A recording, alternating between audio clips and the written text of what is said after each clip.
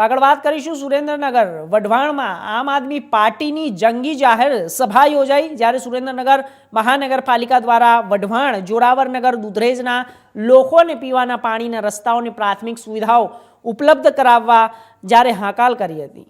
આમ આદમી પાર્ટીની સભામાં લોકો મોટી સંખ્યામાં ઉપસ્થિત રહ્યા।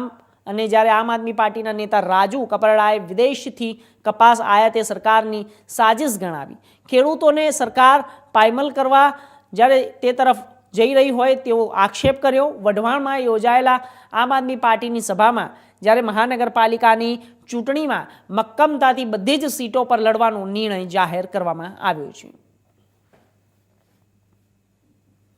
છે।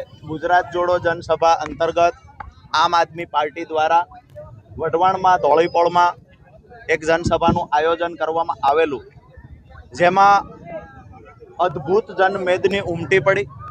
મોટી સંખ્યામાં લોકો આજે આમ આદમી પાર્ટી સાથે જોડાયા। મેં ભૂતકાળમાં ક્યારેય વઢવાણની જનતા કોઈ રાજકીય પાર્ટીની સભામાં નહીં ચૂંટણી નહીં કાંઈ અને આવડા ઉત્સાહ સાથે આવડી મોટી સંખ્યામાં ક્યારેય ભૂતકાળમાં વઢવાણની જનતા બહાર નીકળી નથી।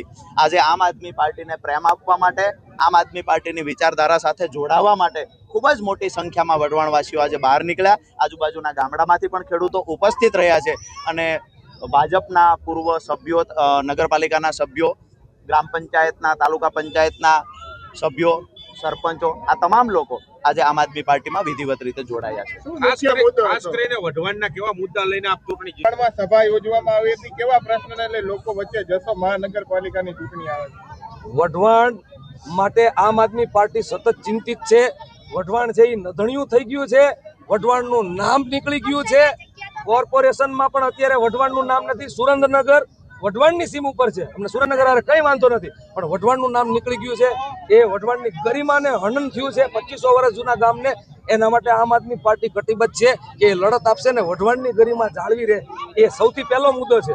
બીજો સૌથી મોટો મુદ્દો છે કે વઢવાણની જનતા, વઢવાણ માટે મસ્ત મોટો ફંડ આવ્યું છે કોર્પોરેશનમાં, પણ વઢવાણના લોકો માટે કોઈ કોર્પોરેશન વિચારતું નથી। આ ભાજપની સરકાર વિચારતી નથી। જો તમે ડિમોલિશન મન ફાવે અહીંયા કરો, 40 વર્ષ જૂના દુકાનદારોને એમની રોજીરોટી ખતમ કરી દો। વઢવાણ નગરપાલિકાએ એમના પાસેથી હંમેશા રેન્ટ લીધું છે અને ભાડું લીધા પછી પણ તમે એમની 40 વર્ષથી બેઠા હોય એ લોકોની રોજીરોટી છીનવી લો તો એ નહીં ચલાવી લેવામાં આવે। માત્ર ધોળીપોળ નહીં, શિયાળીની પોળ હોય, ખારવાની પોળ હોય તો ખાંડી પોળ હોય, એ બધાય માટે લડત કરવામાં આવશે। આ કોર્પોરેશનના અન્યાય સામે લડત કરવામાં આવશે। ત્રીજો મુખ્ય મુદ્દો જે વઢવાણને સ્પર્શે છે એ વઢવાણના ખેડૂતોને